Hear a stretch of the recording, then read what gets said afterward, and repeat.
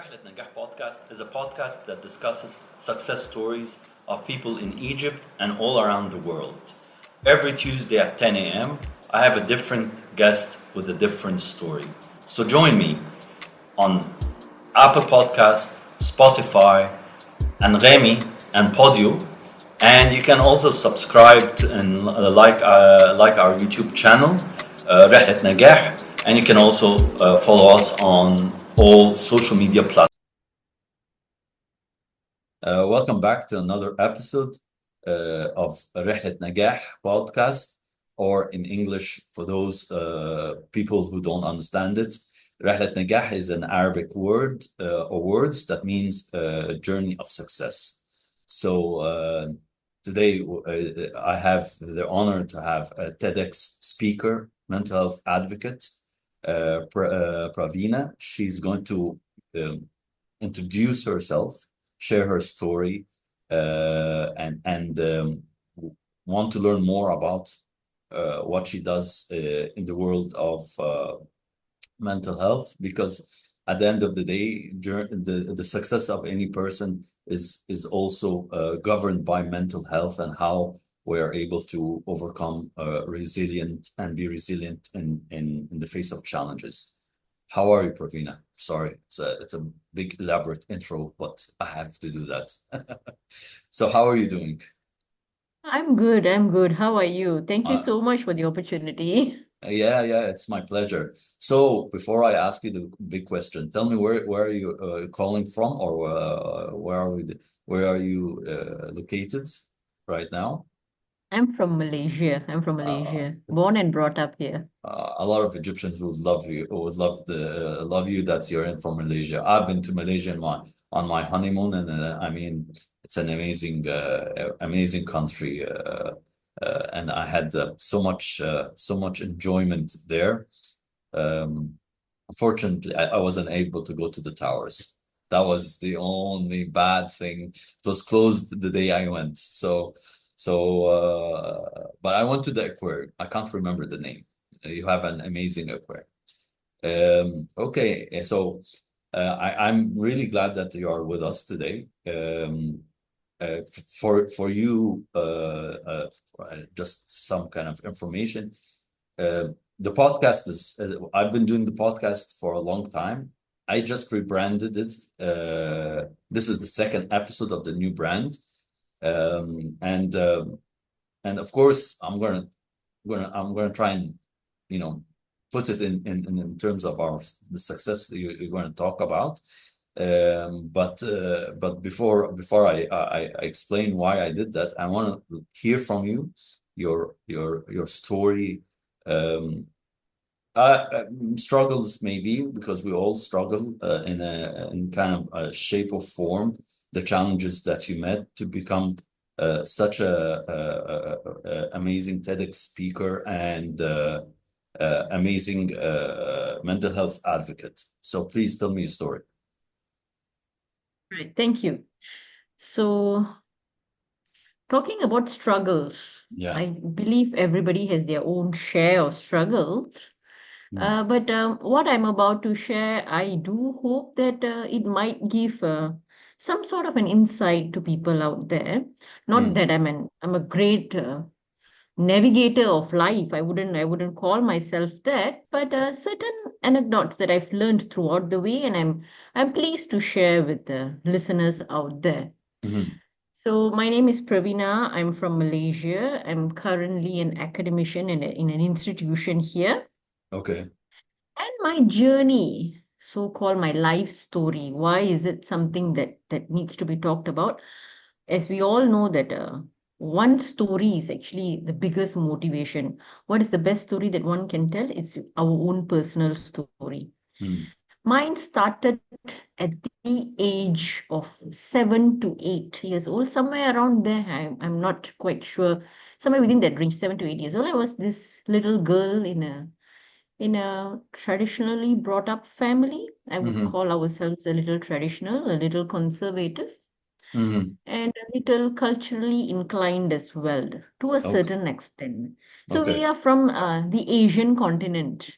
Mm. So we believe there are certain standards on how to bring up a child, whereby, Mm. there's a way to bring them up, and it's more on a authoritative parenthood style. Mm. When I was at this tender age, there was an incident that was life changing at Mm. that time. Mm. This two There were two ladies who came in, horoscope readers. So I'm Okay. an Indian by my name. I think you can guess that, Praveena. I'm a Malaysian Indian, by the way. Okay. So horoscope and astrology and numerology is something that's ingrained in our so-called beliefs. Mm. And my mom was a saint believer as well.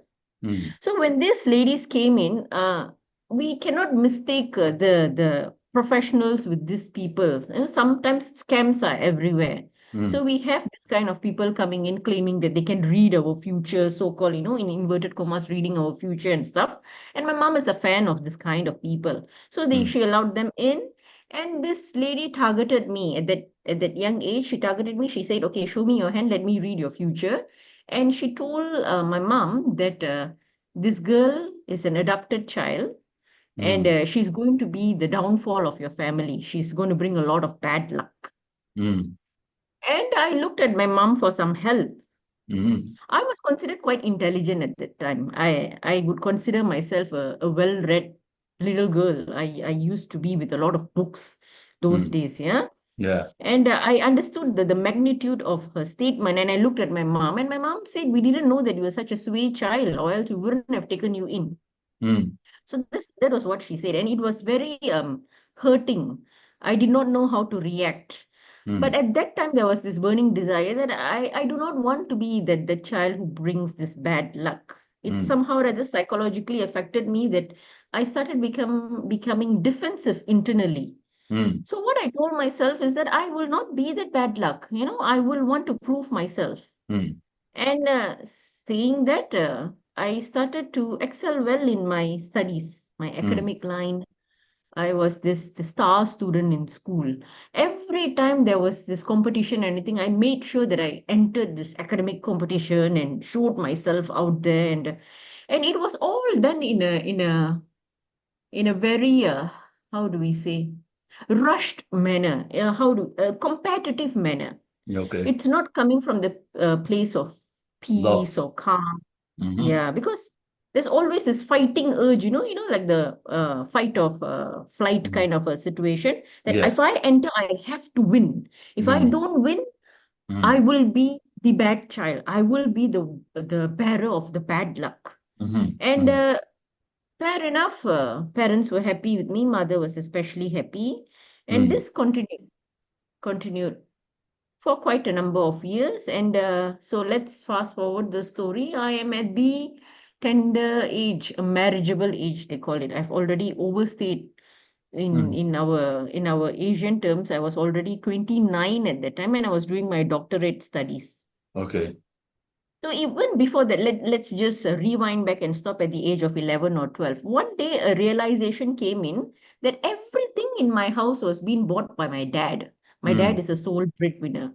That time, a thought struck me that after this, everything in this house, I will, I will get it for them. I will get it for my family. Mm. The mentality has changed from me to be the best child ever Mm. to to not wanting to be pinpointed for something that I'm useless of. So I Mm. don't like that term, being a useless child, being a hopeless child, Mm. which in fact I was being bombarded with.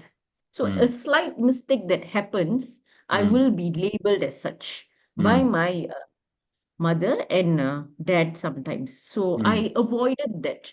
Mm. And it's quite a struggle in that sense, Mm. because at that time I did not understand a small opportunity to find a mistake, I will be tainted as such. Mm. And I did not like that, so Mm. I will be on my edge, on my toes, you see, to avoid Mm. such a label. And I will, strive and work hard and do things. In that process, I became very independent. Mm. I became a very independent child. I was not a difficult child per se. Mm, I was the one that's the most reliable one in the family. I'm adopted, by the way. mm, The lady was right. The horoscope, the astrologer was right. I was adopted. So same goes to my brother. So both of us are adopted. So okay. okay, so that thought came in when I was 11 years old. I decided that, I must be earning for this family. I must be the one buying stuff and, Mm, doing mm, all this.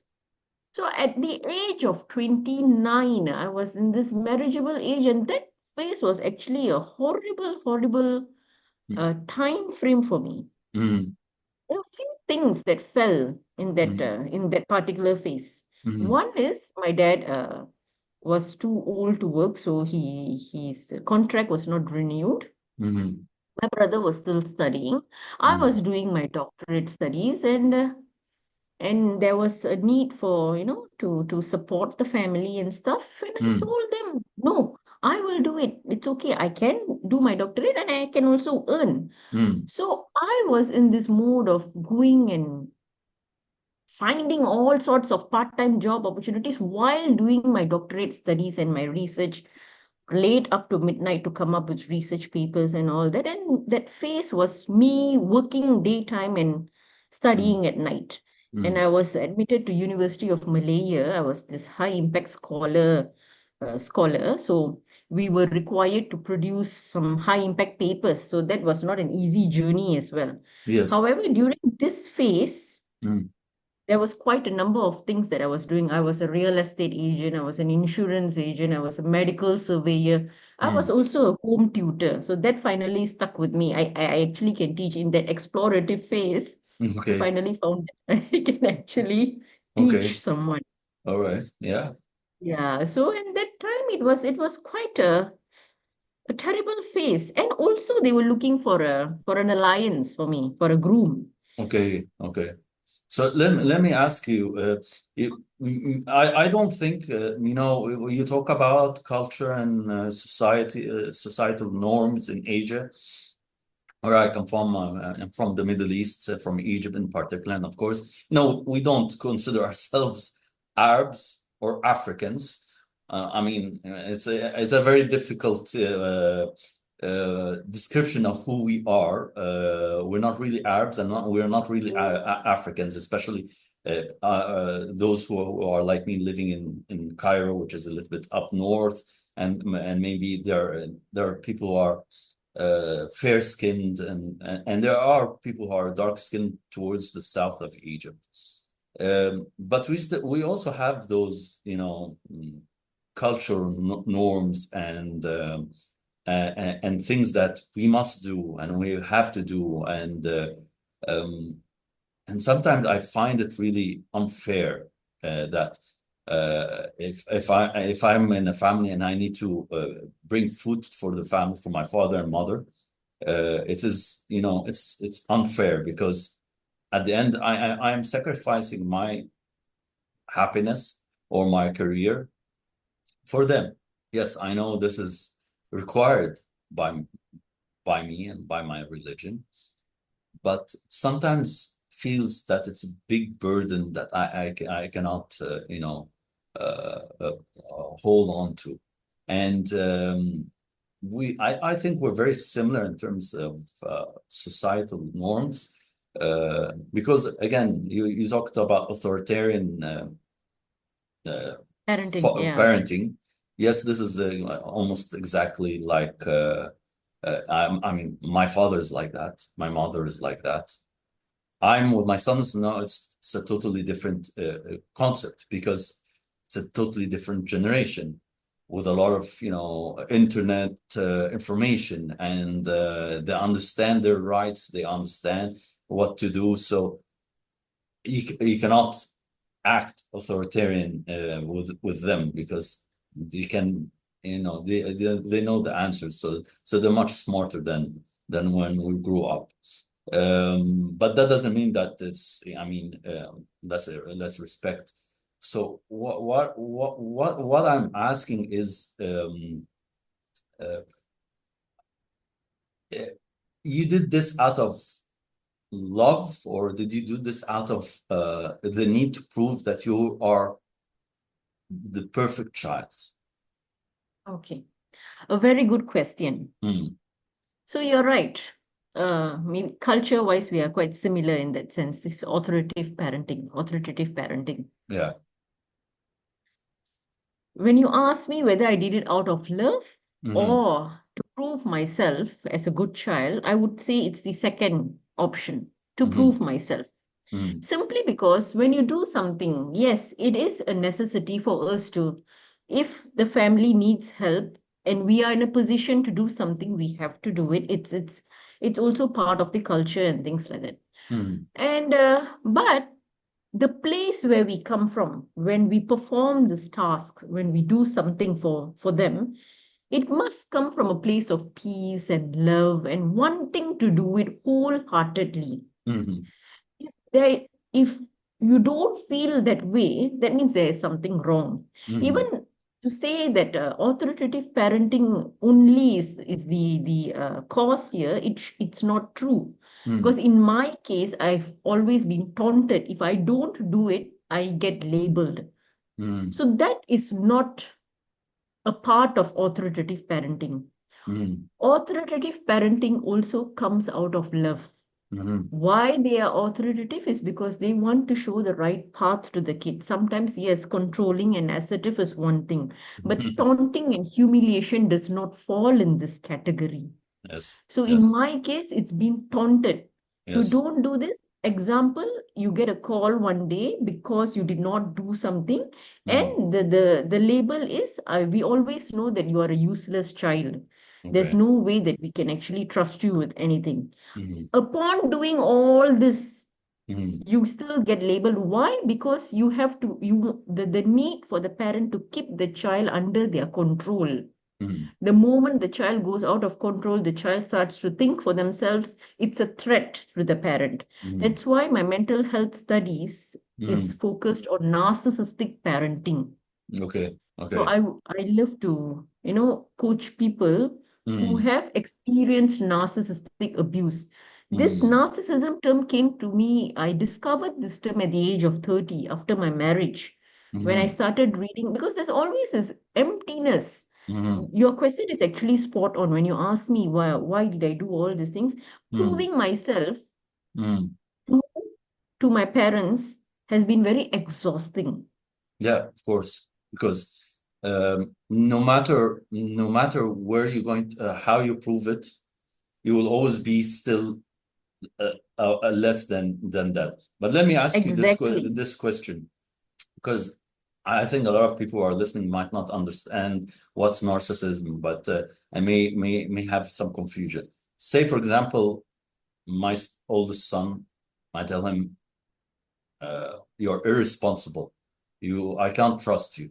You're, I'm still labeling him in a way that mentally and emotionally, he will not really trust me in a way. But sometimes I have to say that because uh, um, there are certain acts they do and at their age that really shows that they're not ready to take responsibility, even though they claim they want to be responsible. But sometimes there are acts, and you need to teach your children that way. And it's been very, been a very difficult path. And you said that the authoritarian way is always to give them the right path to take on, and I agree. My father always told me, I give you a piece of advice so that so you don't go through the same experience. He always says that word in Arabic. And because I'm a very stubborn person by nature, and I really want to do something that is not according to his wishes, I take that path. I do it, and then I realize after like maybe 10 years or so, yeah, you were correct. I shouldn't have done that, because yes, they do want to help us, and I try and do that. It's out of love, but at the end of the day, everyone has to go through their own journey and failures. Because without that, if life was that simple, Praveena, it was that simple, No one have been struggling. I don't think so. But um, what I'm asking is, uh, you're trying to reach a certain point to for your parents to be, proud of you or achieve. You want a certain achievement. Sometimes we are personally on a personal level we are narcissistic to ourselves. That's my question. We're not narcissistic to ourselves. And I had a really interesting guest. She told me about an idea called the drama triangle. Have you heard about that? The The drama triangle. dramatizing, No, triangle. dramatizing, is it? No, drama Drama triangle. No, I've triangle. not heard about that. Okay, so Yeah. there are three characters. There is the victim, the prosecutor, and the rescuer, and we Mm-hmm. all play those three different roles differently.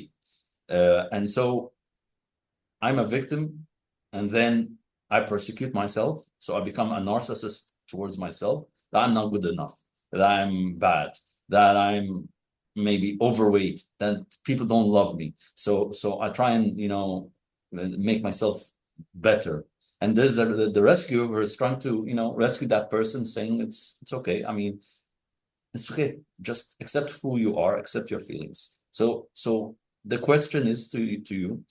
You talk about parents, but have you ever thought about narcissism in terms of the self of you? Yes, yes. Yeah. Very good question. Mm. So, in my study of narcissism, narcissism is actually a spectrum. Mm-hmm. Everybody is a narcissist to a certain extent. Okay. Narcissistic behaviors is defined as being overly giving importance to yourself too much. It's Mm. it's a it's a it's a behavioral disorder where one gives themselves too much of an importance. Okay. And there are four types of narcissists: grandiose, we Mm. have a covert narcissist, we have a malignant narcissist, we have a passive narcissist. Quite a Mm. number of terms have come out this past few years. Okay. Mm. So, in terms of me, Mm. whether I felt whether I was a narcissist or not, I was playing the victim in this whole scenario. Mm. For me, throwing a pity party for myself was something that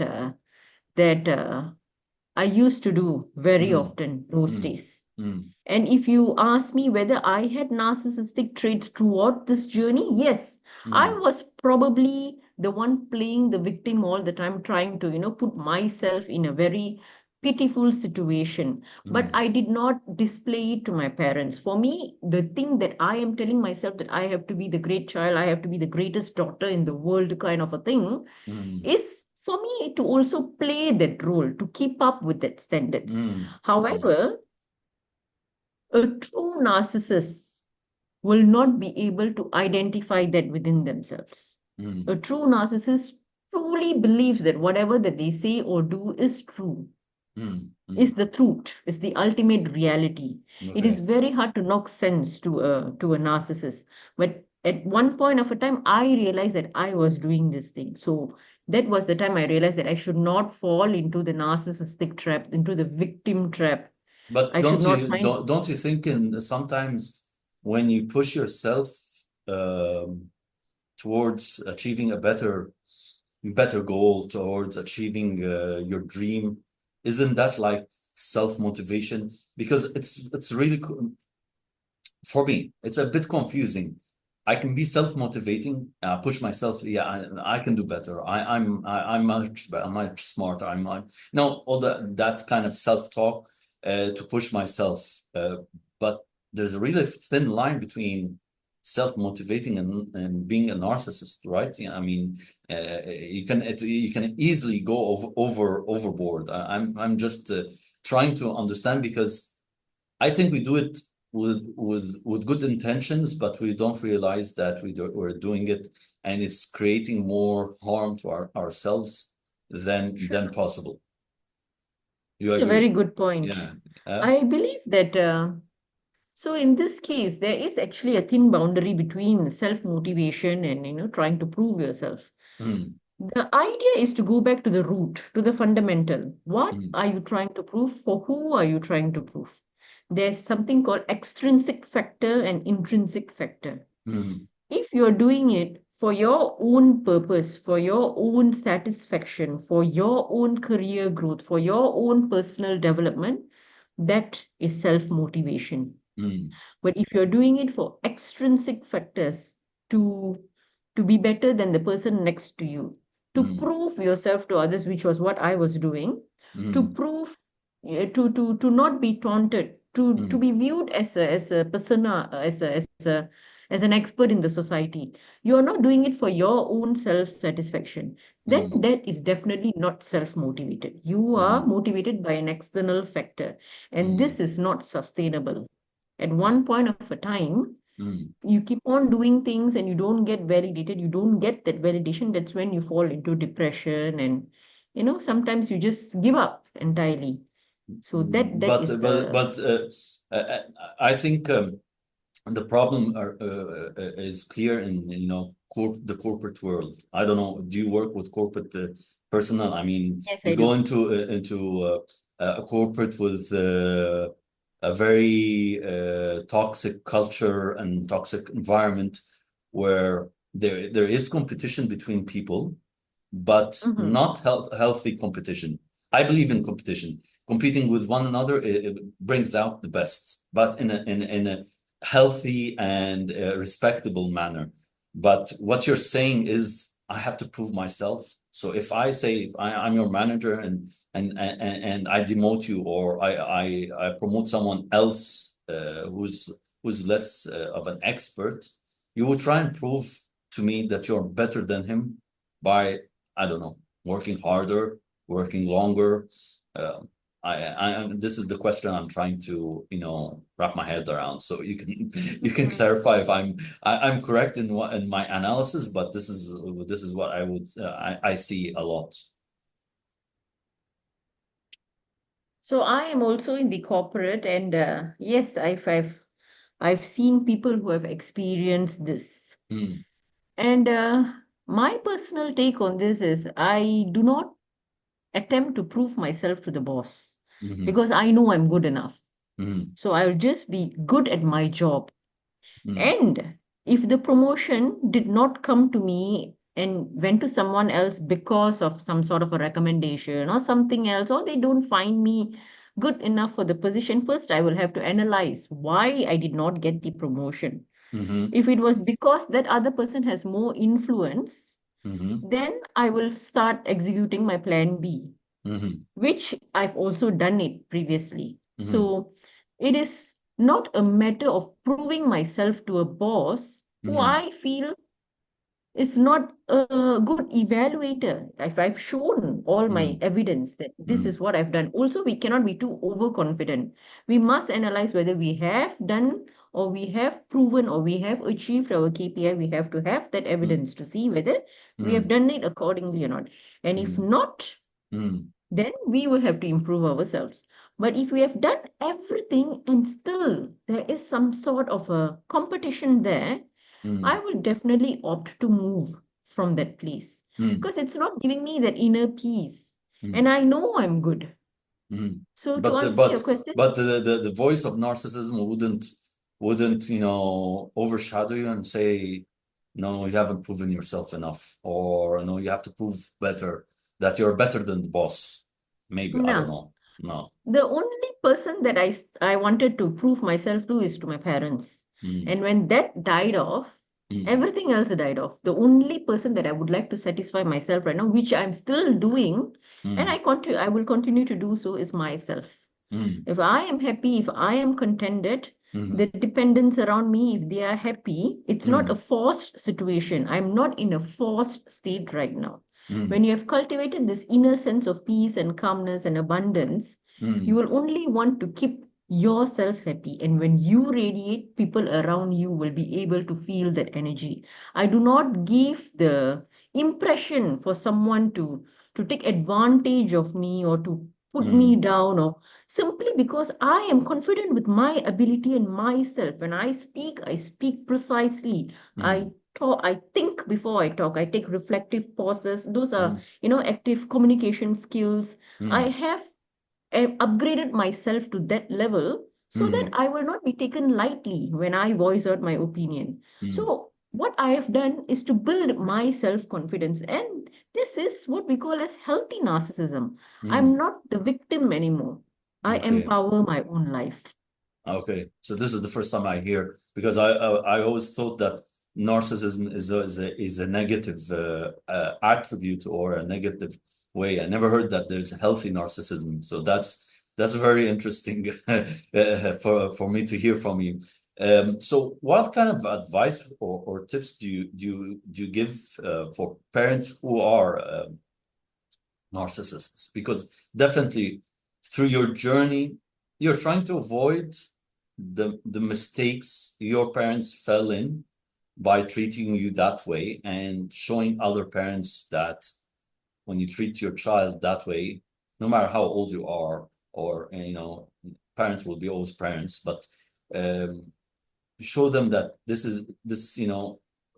eats up in your self-confidence, eats up in your self-image. So what are the tips? Is it easy to change their mindset, or does it take a lot of work? Throughout my coaching career, I've never come across parents who are narcissists who wants to get out of it. Mm, I've come across children, adult children of narcissistic parents mm, who still trying to come out of the loop. mm, So to future parents, I would not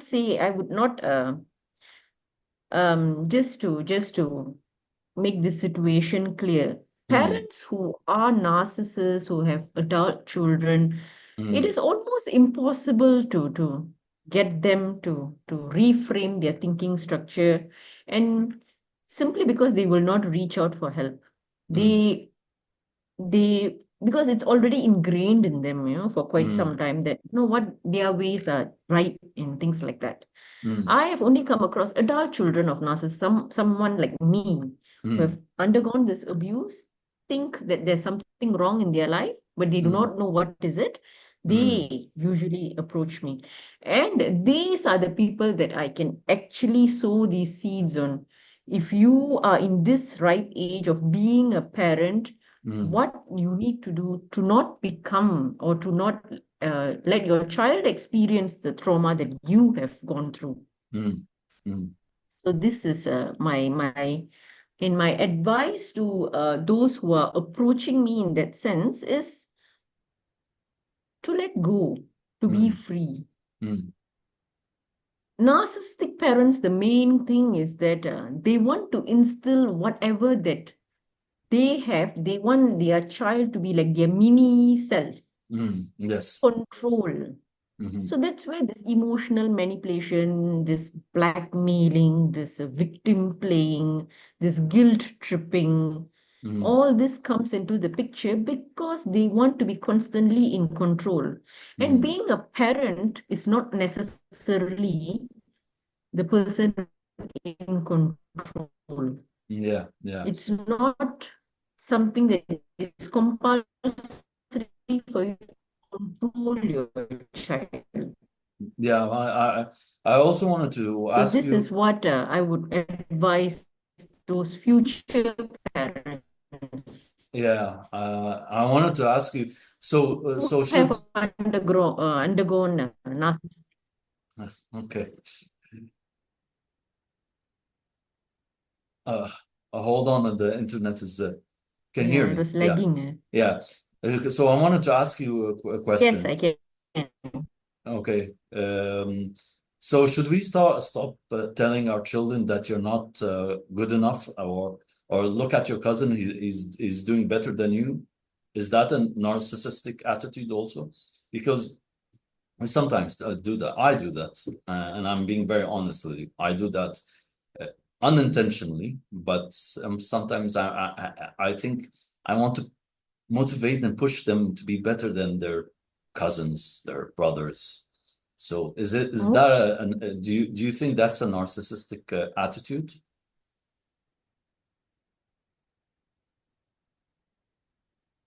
the motivation behind it is important. How you put it across is important, Mm, especially for kids these days. mm, Anything that we say can be assumed as an abuse, yes. and it's it's a different manner on how we address kids these days. So the motivation behind it is important. Constant taunting and humiliation will not work with kids these days. I think they will just be more rebellious. Yeah, yeah, So yeah. there are ways to work with them in that sense. How would you like to see them grow instead Mm, of taunting them or humiliating them or comparing them with others, try to work on their own self personal mm. development. I think nowadays I've heard a parent saying that if they say your cousin is better than you, then the child will say just go and adopt my cousin. You don't have to be my parent. Yes, That yes. kind of answer sometimes Yeah, we yeah, yeah. That's the answer. Exactly. That's the answer that they can give. Or they say, well, I'm not my cousin. So, I mean, I agree, of course, we shouldn't compare. I mean, if we grown-ups and adults shouldn't compare others to ourselves, because everyone has a different, story. Everyone has a different challenge. We shouldn't ask our children and the kids these days to compare themselves to others. Everyone's unique. So this is the whole point. I'm just really, interested in the idea of uh, not being a narcissistic, because sometimes we tend to uh, unintentionally, and it's good that you know, you came on the podcast. You opened a light bolt in me so that I can understand more of how to approach my children. Yeah. So the main thing is the need to control. That should not be there. Yeah. At Mm, once or twice when you guide them and you see that their path is going somewhere else, as long as it's not a negative path, maybe they're more creative in their way of mm, expressing things. Maybe we should just let go and be mm. it. Yes. And yeah, Yes. correct. So I always like to ask this question. What's one word or one sentence that best describes you as a person? Resilient. Okay, that's great. So we're two resilient people talking to each other. So that's Nice. amazing. And what's your dream? The personal, the professional, or is it one dream, personal and professional? So what's your dream? What do you hope for? That's a good question. Stopped dreaming quite some time ago. I'm very contented with my current life, current situation. Okay. I wish to be in this manner, to grow myself in whatever way possible, but to Mhm. do it with in a place of peace and contentment. Okay. Okay, that's fair enough. I mean, it's just I'd like to see where you want to go after this, because every one of us has a dream, or is going after a certain idea. Some people are dreaming and they don't do anything. So that's a different Yeah, correct. a different perspective.